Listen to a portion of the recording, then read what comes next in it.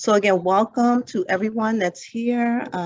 Adrian, do you want to do like a official education and outreach welcome for us? And then I'll chime in and lead into the video.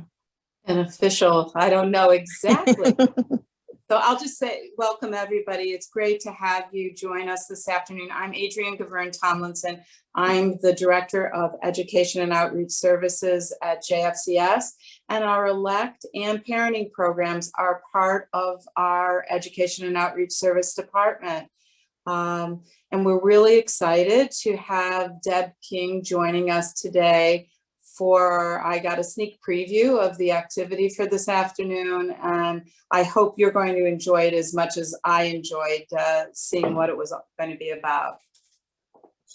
Thank you. Thank you. Yeah, I think they will enjoy it. And it ties into spring, it ties into change. And as soon as the video is over, Deb will go in and kind of connect it. And I try to find a little short video. I always try to find something to help connect what we're doing to make it more friendly to you and your children. And I found a video on change. So I'll cue up the video.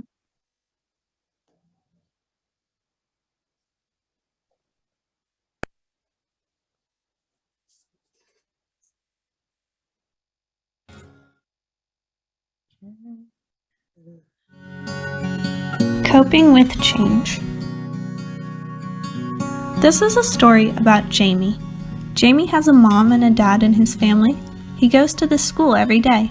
He lives in a town and he loves to spend his time in the park with his friends. Jamie likes his life just the way it is. But things start to change. First, Jamie's family has a new baby, and now Jamie has a little sister. Jamie's family moves from the town to a new city, and Jamie starts going to a different school. And this spring, Jamie has to go into quarantine to stay safe from COVID-19. He cannot go see his friends in the park, and he has to take his classes online. Change is a natural thing and happens to everyone, but it can also cause many different strong feelings. When you go through changes, you may feel the same way Jamie feels when change happens. These feelings can be big and heavy and hard to deal with. When we feel strong feelings, sometimes it comes out in our bodies. Your heart may beat faster, you may shake or sweat. You might feel sick or cry. You may feel anxious or sad. You might even want to fight or yell. It is okay to have strong feelings, but it is really hard to hold up all these feelings without any tools. The good news is that you can build your own toolbox full of things to help feel better about change. Here are a few ideas of tools. As you watch, you can pick out whichever tools you would like to put into your toolbox. Our first group of tools are distraction tools. You could draw or make some art, listen to music, or write your own song or poem, play a game, or learn something interesting. These are good to give your heart and mind a short-term break from strong feelings. Our next group are grounding tools. You could practice mindful meditation or use breathing exercises, like counting in for 3 counts and then breathing out for 3 counts. Use your body and senses to feel things around you and notice details about them. These tools help when you are feeling numb or disconnected. Our next group are emotional release tools. When you're feeling strong emotions, you may need to cry or watch a funny movie and laugh. You can exercise in safe indoor ways or yell into a pillow. These tools are good for anger and fear and help release the pressure of holding these emotions in. Our next group is self-love tools. For these, you could make your bed, cook yourself a nice meal, take a long shower or bath, or buy yourself a small treat. Self-love might feel superficial, but it is really important and helps with feelings of guilt or shame. The next group of tools are thought challenge tools. You can write in a journal about what you are feeling. Try writing down negative thoughts, and then think about what a loved one would say. You could talk to a trusted adult. Expressing your feelings and thinking about them logically can make them easier to understand. Our next group is accessing your higher self. You might need to take care of a plant or a pet. You could help someone else or do a random act of kindness. These can help you find purpose in even small, good things. Change can feel big and scary, but with your box of tools, you can climb to the top. Remember that feelings are okay, and you are strong and smart enough to handle them. Goodbye. Coping with change. And I'll share the link with that video. But we know that right now there's so many, I mean, for the past 2 years even, but even now there's more changes. It just seems like every day or every week we wake up with more changes and more changes. And sometimes it just gets really hard to cope and really hard for us to handle our own changes and help our children handle the changes in their lives as well. So today, Deb King, and I'm going to spotlight her screen so everyone can see her. She is the JFCS art therapist, and she is going to lead us through an activity, and she has a nice slide show to go with it to help us navigate some of those changes and transitions and help our children do the same. So without any further ado, welcome, Deb. Hello, it's so great to be here. Thank you all for coming on a very sunny afternoon. So round of applause for that. I really love the video. I think it ties really nicely to what we're going to do. And yeah, so let's go right to it. Oh, I can't share the screen, Melissa. Whenever you, I think if you make me co-host, I might be able to.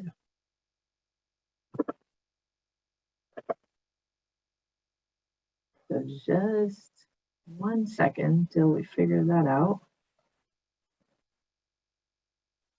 I can't hear you, Melissa. Sorry. I think you're trying to.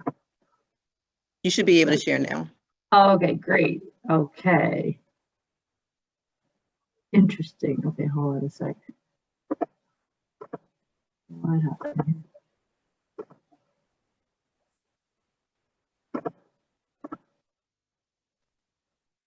Full screen, and here we go. It says stop.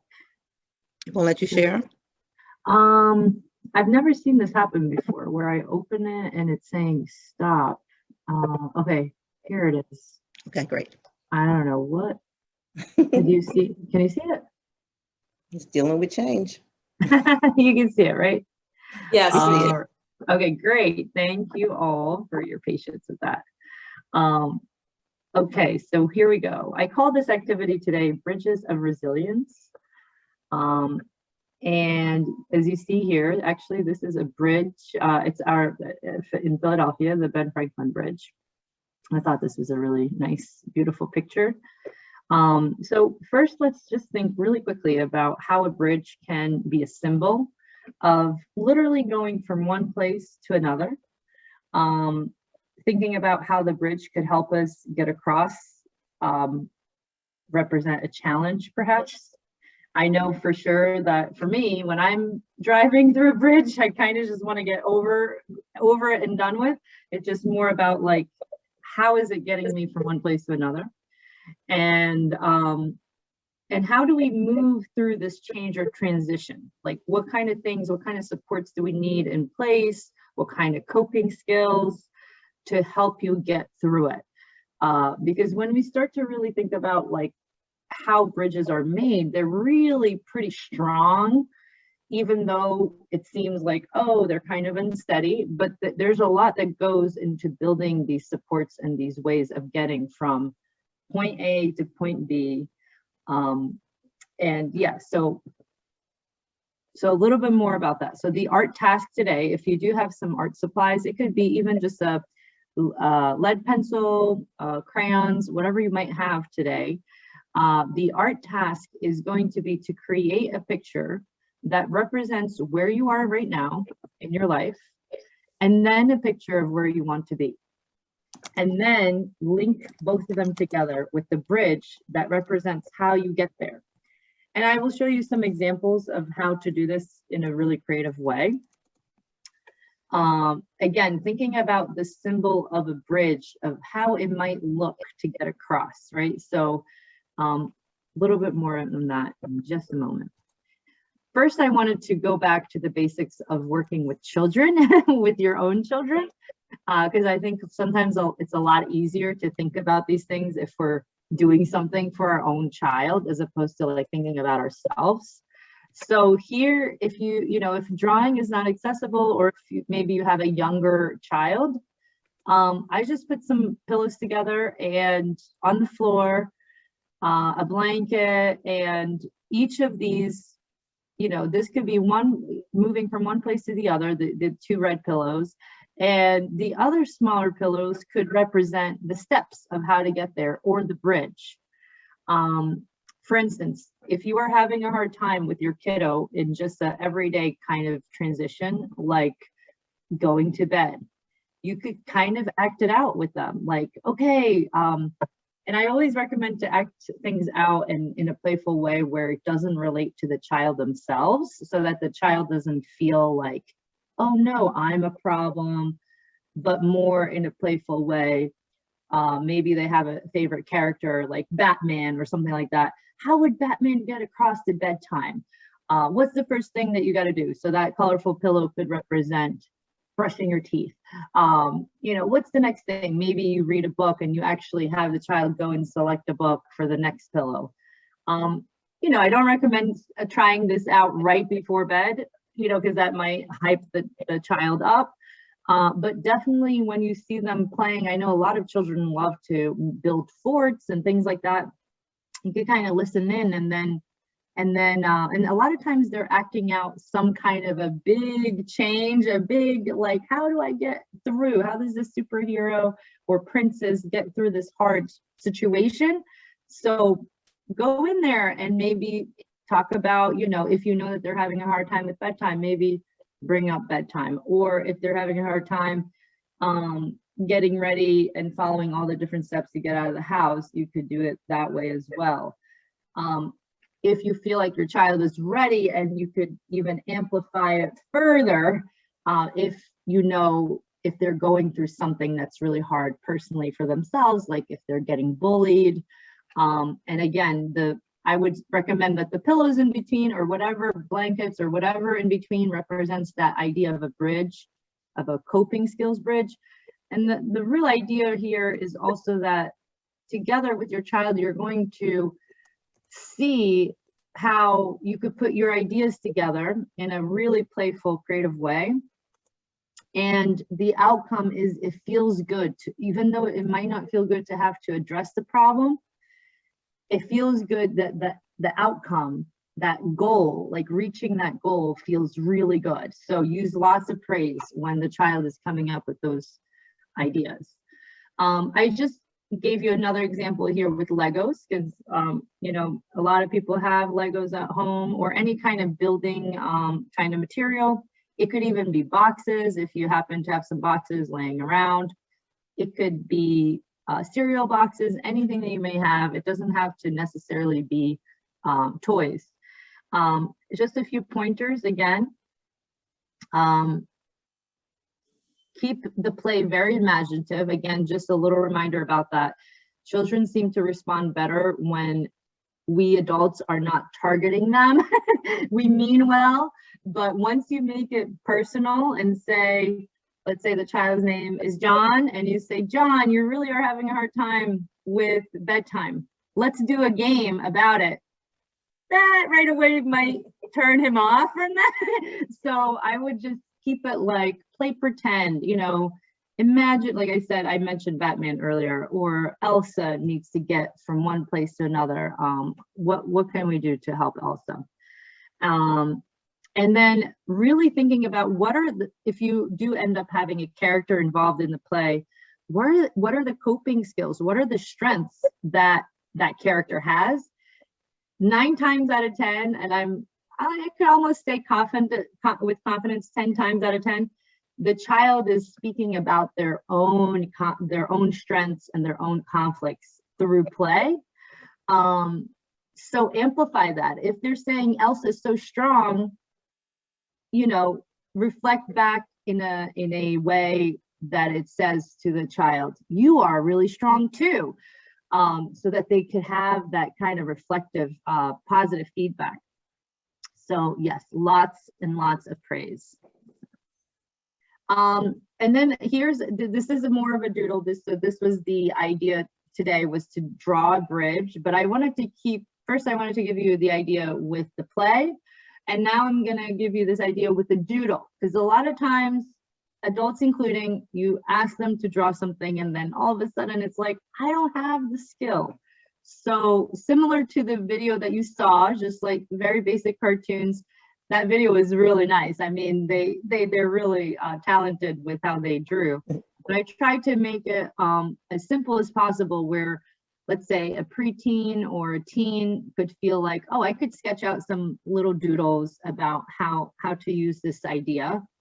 And believe it or not, this could even work pretty well with someone, you know, ages 5 and up, especially if you use symbols. So for kiddos that are still learning how to read and write, using symbols at the same time.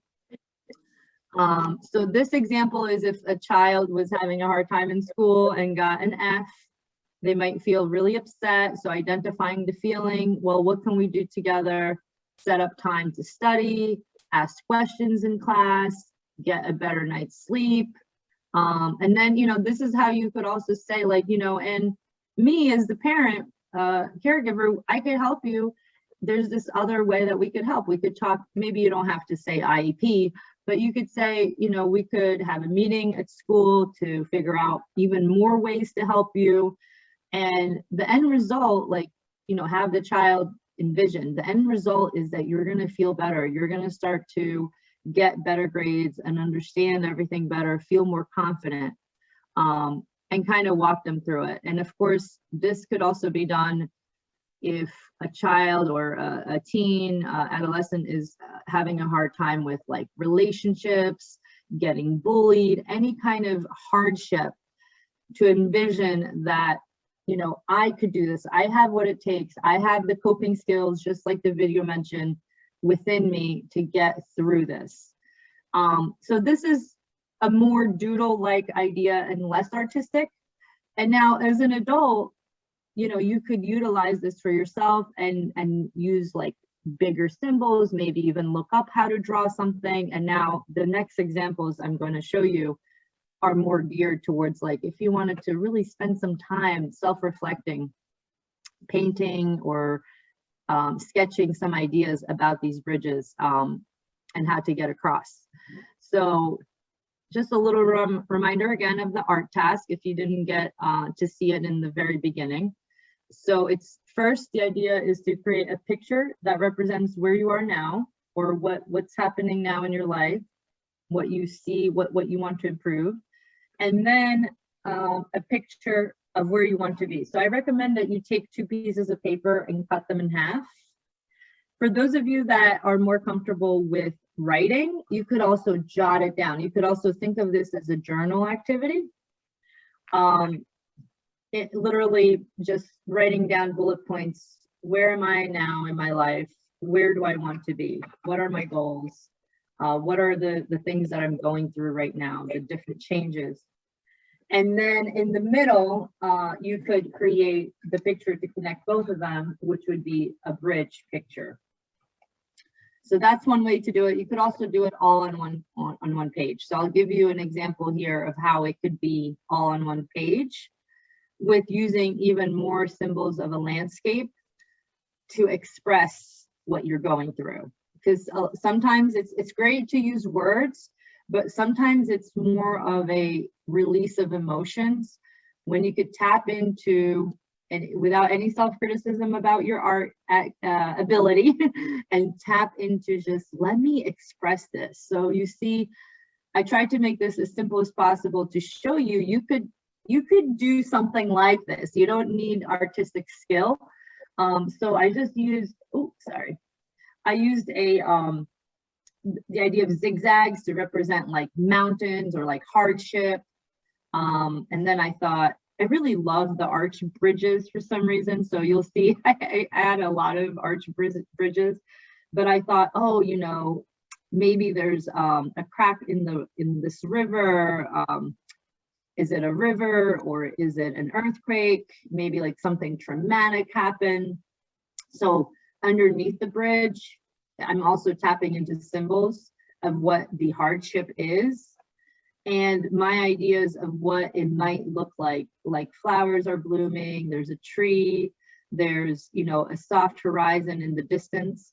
I didn't yet go ahead and use colors on it, but even just getting this out with a, you know, black ink pen was so relaxing. It was just very much a expressive experience. And it taps into a lot of the different things that Melissa's video mentioned, the release of emotions, but also your thought patterns. Like if you're stuck in this area and you can't, it feels so overwhelming, you know, you can't see what might be in the future and how to get there.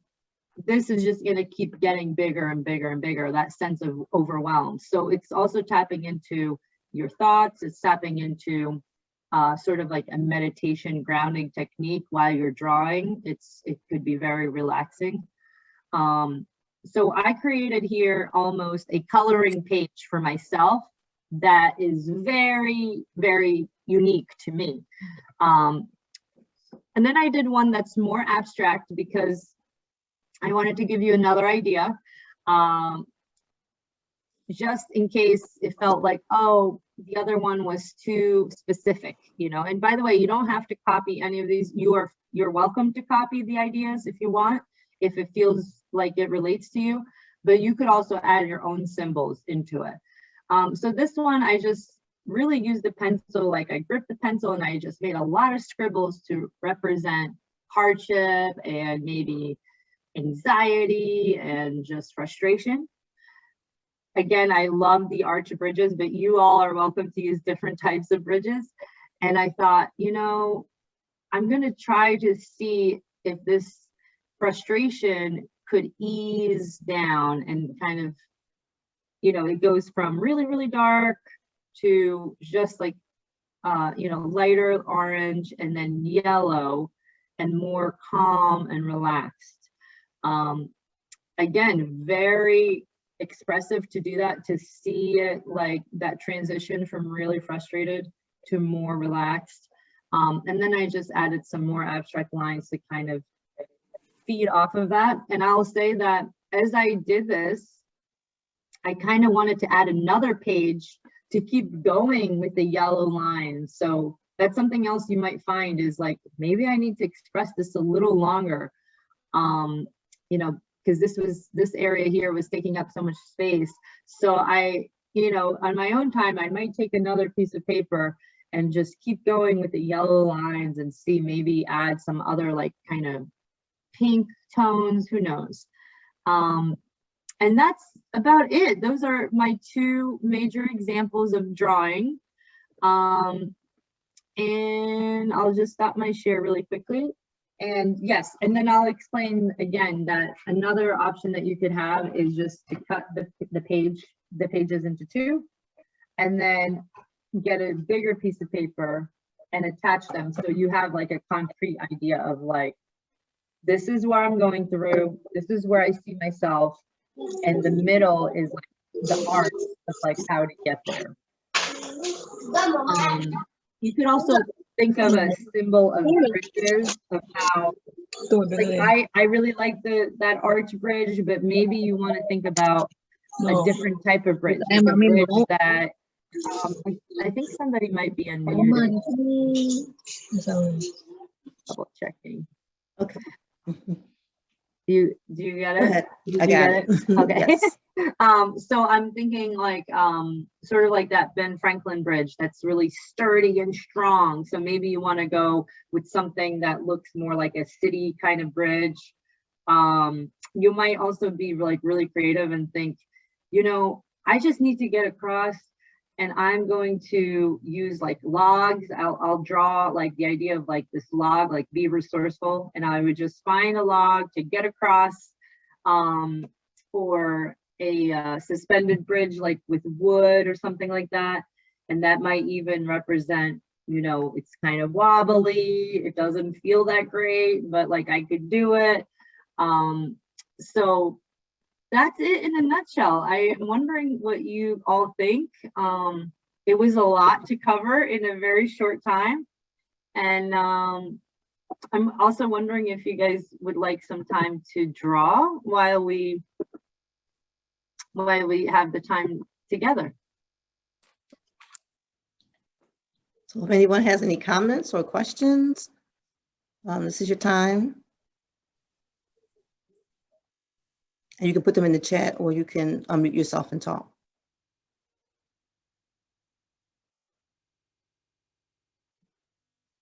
And thanks, Melissa, for putting the information in the chat. I have a question. Okay. Sure. What if like some people, what if like if they're real depressed and their anxiety is like overwhelming them? What if they don't, what if like, okay, for example, me, I have bad anxiety and there's days I don't want to draw. There's days I don't even want to read. I don't want to do anything. How can I change my mind to do something else that, or there's days that, you know, you don't want to take a shot, like, you know, self-care, like shower or anything. How can I cope with that? That's a good question. Good point. That's a really, really good question. I think that sometimes before that action takes place of drawing or journaling, acknowledging it, right? I think sometimes it's like visualizing it and accepting. Like sometimes it's like, I am just at this state right now where I have to be there for me first. And I have to just know that this might actually trigger my anxiety. So I have to like self-preserve. So being soft and kind with yourself, you know, that there's no big expectation of this big transformation right off the bat, but more acknowledging, being kind to yourself in that moment. And then I would also tap into the idea of visualization, like envisioning, like you mentioned, like sometimes you don't even feel like taking a shower. And, you know, I really appreciate you being so vulnerable. I think a lot of people here could relate to that. So imagining like, okay, if I think of myself getting up, going through the motions, getting in the shower, what might I feel like? So sometimes it's not just about going ahead and drawing it out, because I agree. I think to draw it out, most of the times you have to be in a better state of mind to actually have that energy. But you could definitely tap into your visualization of you going through those steps, and then the feeling of like, oh wow, I pushed through this, and I will feel much better about myself. I will feel more confident to do the next thing today that I have to do. Now that I got up and got out of bed, pushed myself through it. But there are days, I mean, I know for a fact sometimes on the weekends I'm going to get up a little later if I have to, right? And I'm gonna take some time to myself. It's like, it's also about like figuring out a balance. Is it like, you know, is it okay and is it appropriate at this time to kind of skip the shower? Or is it like interfering with my everyday and going to work? Then that would be more, you know, I would be, you know, more, I don't want to say worried, but more like on alert that it's maybe a bigger issue with depression, that you might need like even more resources, more people in your corner to help you. Thank you so much. Yep. Yeah. It was great. Thank you. Thank you, Doris, for sharing that. Yeah, Melissa, did you want to add to that? I was just thinking that of the part about being kind to yourself and being soft with yourself. So you don't have to do the whole activity in one sitting also. You could just start with where I am right now. And that might progress into the beginning of the bridge or into the bridge. But it's okay if you just start with one thing and walk away from it and come back to it at a later time. Don't feel as though you have to complete the whole activity all at once. I think that's another way we have to be kinder to ourselves, and don't, as Deb said, have such high expectations of everything. Don't try not to feel like you have to be so perfect about things and have to complete a task. You know, this is all for you. This is all for, I'm saying this is all for me right now. So if I just want to start and stop, come back a couple days later, a week later, and continue, come back another time. There's no deadline to this. You kind of just have to give yourself some grace. Exactly. Giving yourself some grace, definitely.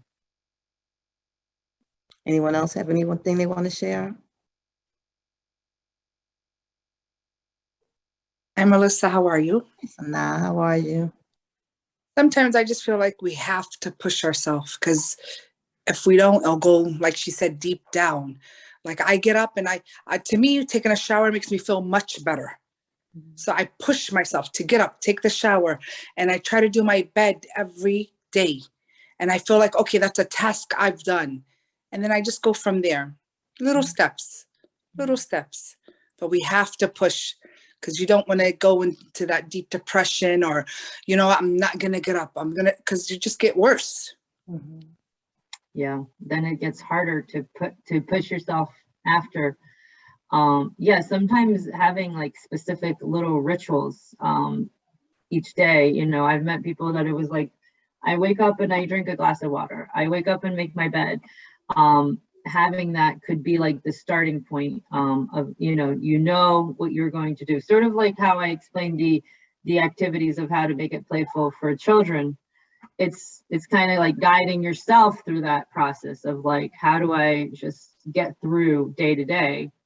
And then when you're at a better point, thinking about, maybe the bigger picture, maybe you are in a situation where you want to go back to school or, then in that situation, you might want to sit down and maybe journal or create some kind of little doodle or art about it. Like, okay, what are my goals? What are my visions in this area of my life? But I think day to day could also work to use this task, but it could also work for like bigger kind of steps that you want to do.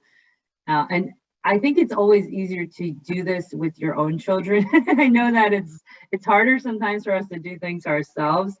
So like if you have a teen, like talking to them about, okay, where do you envision yourself? Like, let's work on this together. Like maybe even share with them how you've done this already. Maybe, maybe you didn't draw it out yet, but maybe thinking back when you were in high school, how you did it, how you envisioned yourself and what steps you took to get there. But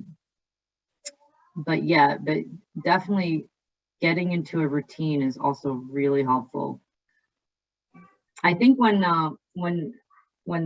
you guys were speaking, I was thinking about the road, like driving in a car, because we're thinking about bridges, and I started to think about the different signs that you see. Like there's a sign that tells you to stop.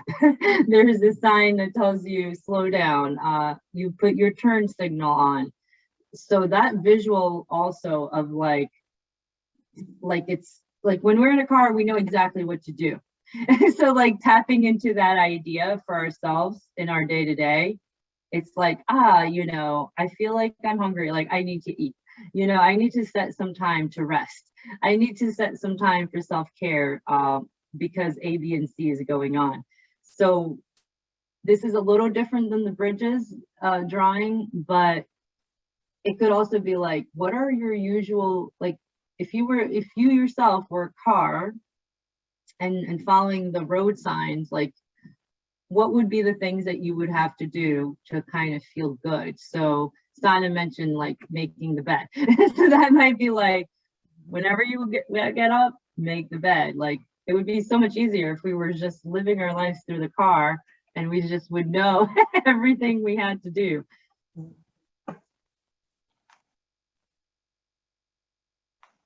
I like what you said about doing it with your children, because it is true. Sometimes, we put so much pressure on ourselves as, adults, that sometimes when you sit down with your children and you say, we're going to do this together, like through the play or through the drawing, however you want to do it, then you join in and you start working through and they model after you. I know Coach Lynette is always talking about, modeling, and in the parenting classes, you're always hearing about modeling. So as they see you teaching them and showing them how to do this activity, then you're modeling the behavior and you're teaching them you're really equipping them with tools for their lives as they grow. So it starts out something very playful. And I put the example down. You can even use, if you don't have a bunch of pillows, you can even use pieces of colored paper and make a bridge from one side to the other and make it like a little trail where they can identify the steps to going to bed, or the steps to whatever transition it is that you're working with them. And then you can just feel great as a parent knowing that you're equipping your child with this tool that when you're not around and as they get older, they can do it on their own to navigate changes that they go through, so everything's not as overwhelming. So I like that idea of working, just doing this activity together as a family. Mhm, mhm. I think it's a great Yeah, idea. and when you're in that role of showing it showing it to your child, like walking your child through the play, you're also practicing how to do it. Right. So it's like you're also getting a view of like, oh, I can do this, and I could apply these different steps for my own whatever it is that I'm going through. So it's like it's all about practicing those muscles of taking care of ourselves, and it's definitely difficult, definitely very, very hard.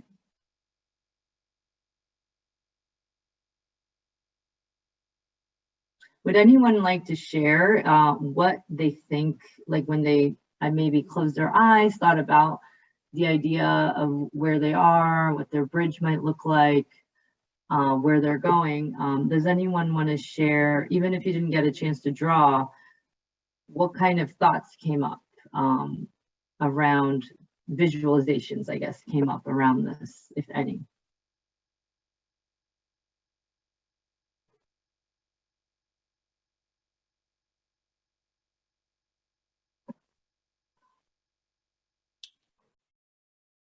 Yeah, even an idea of what challenge they may have identified that they might want to think about in doing that activity. Yeah, definitely. A specific challenge that might be going on now. I see Talia, I believe, has the hand up. And please go ahead. So, yep, it's Talia. So like, all right, so one of my challenges is that like, all right, so I'm like where I'm at right now in my workspace is I'm trying to move forward and I'm studying for an exam. So I think with me is like finding the time to study because I have 3 kids and I work full time. So mine is like just finding the time to study for the exam. And I think I let so many other things come before, like prioritizing. I don't prioritize for the exam. I put other things in front of, but I don't really prioritize for myself at all, I'm gonna say, because it's like work, home, kids, tired. So mine is just like finding the time to study or making the time to study. And I had a schedule down pat, but I get so discouraged or I get so scattered brain and I just shut out. And I'll be like, yeah, like I'm just not there no more. So mine's is like trying now to put me first. And not only was I studying for an exam, but I just had my house remodeled. So it's like a lot of things that was just going on. And it's just like I don't know. I just didn't prioritize right for me to study for the exam. But I'm hitting the restart button. And that's what it's all about. Starting Monday, my plan is to stay focused and start putting a plan in place for me to take this exam. And it's 4 parts to the exam, so it's not an easy exam, but it's I think it's more me mentally shutting down, and it's been 10 years too long. Yeah, So, I mean, I put my kids and my family first because mind you, I've been out of school for almost 12 years now. So the idea was to take the exam once I finished school, but once life and kids come in, I just put myself on hold and focused on my kids more. So now I'm getting older. So it's like my kids are getting older. So now I can put the focus back on me. So I'm hitting the reset button and putting the focus back on me. So that's how my bridge look. Wow. So powerful. Yeah. And it's it's not an excuse at all. What you're saying about, you know, you have 3 kids, you have so much to juggle, you've had so many changes, things in the house at the same time as school. And now it's like, this is your time. I could even envision like your kids like in a happy home, you know, with your remodeled home, and like maybe like even visualizing like they're there because of you, like you did all of that, you created all that amazing, you know, supports that they have and their home and their family. And I don't know, this is just me. I envision them like kind of like all proud of you, like waving goodbye, and then like meeting you at the other side of the bridge, like giving you a huge hug, like they're so proud of you. But it's like, you got to go on that bridge, you got to give yourself time to study. Yeah. And be and like kind of let go of feeling guilty, or I don't know, I didn't really quite hear that come through, but giving yourself space to put yourself first. Putting yourself first is putting them first too. It's not one or the other. It's like you're putting yourself first and them too, because they're gonna just be like head over their heads, whatever the expression is, like with joy whenever they see you like go across that bridge, and that you did it, that you know, reached for the stars and you got where you wanted to be. And going back to what Melissa said with, you know, using this in a playful way, which, you know, I see that you're not, you know, this is your own personal bridge, but you're still modeling for them. It's good to take care of you and follow your dreams, and in doing that, it helps the whole family as well. So one day your kids will be doing that for themselves too. Yes, because I plan on, when I start studying for my exam, we all gonna be at the table studying. Mhm. Like, Yes, y'all gonna there you study, go. us on this side, y'all on this side. So, and they sort of know, because when I started my studying in the beginning, they were all for it. Like, I would get a question, they were like, well, Mom, you keep getting all the questions wrong. I'm like, I'll be like, well, Mommy, no, I need to study some more. Like, Mommy get questions wrong too. I don't know everything. So it's like, Oh, wow. I Yeah. do see myself modeling, because now they see like, okay, if you got to study, then I know I have to study too. So that's one of the things that I do try to encourage them. And I try to make it seem so where we're all at the table together. Y'all doing your homework, Mommy doing her homework. I So love I that. try to make it That's a great idea. family thing. That's awesome. I know we had, I think it's Aye, I'm saying it right, Aye? Yeah, I saw somebody else raise their hand. Aye, did you want to share? If I'm saying your name wrong, please correct me. Yes, I Aye, okay, thank you. just Hello. want to ask some advice from you guys. Like actually, I just finished my associate degree, but I'm trying to do my bachelor. I have 4 little ones. My first one is like 5 years, and the baby is 1 year. So all are babies. I'm strongly like I'm trying to get my way out of that, and like, and next year I have like, I'm still thinking about trying to figure out what to do. Like my kids are going to school. I'm doing my best for them because I know education is something that's very important.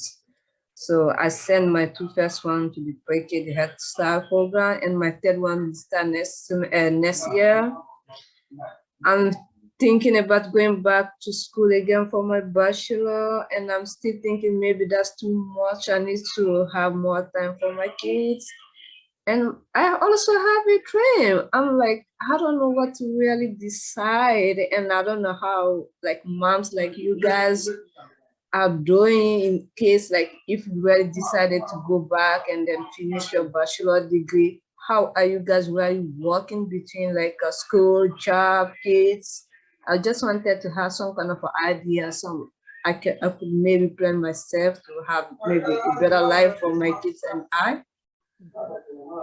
Wow, that's incredible. You're kind of asking for feedback from people in the group of Yeah. what steps do people take to get across, because you have a vision and you have a goal, and I totally agree. It's important to follow your dreams.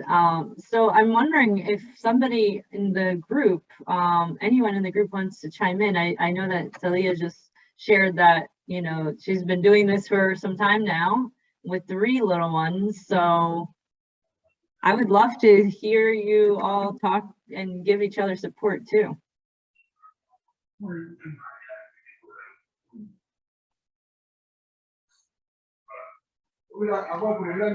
I could share about myself for a second. I will share that I decided to go to graduate school when my child was born. My first child was born. I was like, I want to go to grad school now. So I applied for grad school when he was 3 months old, and then I got in, and I started when he was 1 year old. And it was really hard because I knew I was going to start school. So I was working, but I was like, I spent so much time with him, and it was a whole different ball game when you're in school and there's deadlines and you got to do this and you got to do that. I think having a plan in place and support was really, really what helped me get through it. The support of my family, and just, you know, childcare and all that definitely was major. I think for some parents, it's like you have these goals and aspirations, and if you can't have access to that support of childcare, I think that is crucial, childcare. But it sounds like your kiddos are in school. My 2 first one, yeah, they're at school, just my 2 little ones, the babies and the 2 years old who will be soon 3 years. Those still. I would say also, I went to school when my kids were little. My kids are in their 20s now, but I remember I had 3 little girls, and I had, when I started school, I was pregnant with my 3rd child. And so I had my oldest was 5. And so like you, 3 little ones, and how am I going to do this? And I was working full time, and I was not a single parent, but basically a single parent, if you know what I mean. So what I did was I reached out to the school, and I would talk to people in the schools. I went to community college, so I know that they have great support systems, great resources in the school. I reached out to the counselor. I let people know what was going on. I didn't try to just handle it all on my shoulders, because my shoulders aren't that strong. And I already was carrying a whole lot, just being a mom and dealing with life. So I reached out to a counselor. They had a resource office. I mean, you'd be amazed how many things. You're not the only parent in the school. Sometimes they have all kinds of services and supports just for parents, and particularly for parents of little ones. So that's my advice, is to reach out to the school that you're looking to attend, find someone that you feel comfortable talking with, and let them know what you're dealing with, what you want to do, share some of your goals, and see if they're able to offer you some supports. Yeah, I think it's all about support. Yeah. Go ahead. And I know one thing I found helpful was that online classes. Mm-hmm. Online classes was a big help, because I was able to still be at home and still take classes online. So that was a lifesaver when it came to my little ones. And sometimes, you know, they have those courses where you can study at your own pace for it. So yes, those thank you, Talia.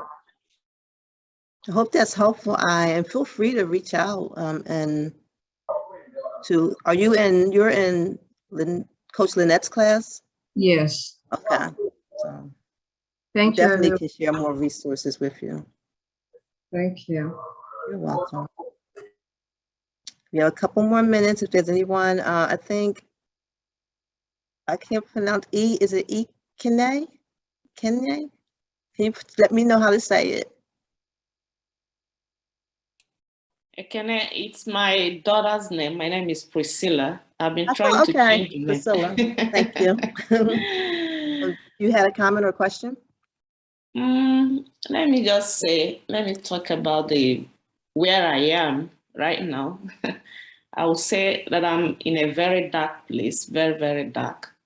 And unfortunately, my bridge is broken because I can't cross. Been trying to cross to a better place, a brighter place, a beautiful place, but it has been very difficult. So I'm not staying one place. I have been pushing myself, trying all I could. I have 3 kids. They are not little kids. My son will be going to college this year. They are all doing well in school. I don't really have much problem with them, but I'm more concerned about what is happening around me and what is happening back in my country, my health. So I am having a very deep depression and anxiety due to what I have gone through. So I've been trying to push myself, trying all I could to push myself across that bridge, to amend that bridge. I am not stopping, I'm still trying. Yes, so I'm still pushing and I'm hopeful that one day it's gonna happen. Thank you. That's so powerful, Priscilla. I think that's the power of visualization and art making is it also connects other people to you in a really intimate way, in a really sincere way, because as you explained what you're going through and what a dark place you're at right now, and that your bridge is broken, I really felt that. I really felt it. So just, sometimes we can't just do a quick fix of the bridge because we want that bridge to be good and solid so you can get across it one day. So sometimes it's just about having that sense of I'm here for you, I'm listening, we are here, we're that empathetic, heartfelt listening together about just how difficult it is, all the different things that you're going through, and back in your country as well, and just feeling, and I hear that you're speaking about some of the positives that you see, with your children, and you're acknowledging that, but also right now you are experiencing a deep depression and you're in a hard situation. I mean, yeah, I really just wanted to say that I felt that, and sometimes it's not just about saying, okay, well, do this and this and that. It's just also just about being there with the person and listening. Because it could feel so overwhelming to just do not know how to get across. Yeah. And I would, I like what you said too about your bridge being broken, because that might be where you might stop your drawing right now. You may not be able to draw beyond the broken bridge. And it's just like Deb said, just getting it out. Sometimes it doesn't give you a quick fix or all the solutions, but half of the problem sometimes is that we have all of these thoughts up in our head and carrying them in our bodies.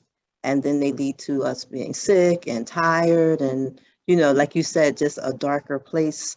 But it may seem like it wouldn't work, but just from experience, just writing it down, just drawing it out, taking that crayon marker and scribbling on that page with all the force, just kind of releasing it. There's something about, there's studies and there's research that says once you make the connection from inside your body down to that pen or marker or crayon, something starts to happen, and there's releases that happen, and it just gets out of your body. Just like when you talk to a good friend or a therapist, all of those things are tools that you use together. And JFCS does have a program that we're building. It's new, fairly new, and we're still working it out. And we thank you for coming to these workshops, as well as whenever I send stuff out. A lot of you always jump on, but feel free to reach out to your coaches, to your case manager, to if you're with a therapist, or if you don't have anyone and you just reach out to JFCS. We have a website with various services on there. And just sometimes knowing that, you don't have to deal with this by yourself. So we don't always have all of the fixes. We might not have a program in place today, but if we know what the need is, it helps us in planning, and it helps us to know what kind of services we can either partner with or bring into JFCS. So I don't want to hold anyone that has to go, because I did promise that we would end at 5, and it is 5 o'clock. I'm willing to hang on for a couple of minutes if there's someone who just needs to really, didn't get a chance to say something they really need to say. If you have not already done so, please put your name in the chat, because I'm saving the chat. And that way, any follow-up, anything that if I come across any resources that might be helpful, I'll make sure to get them to you.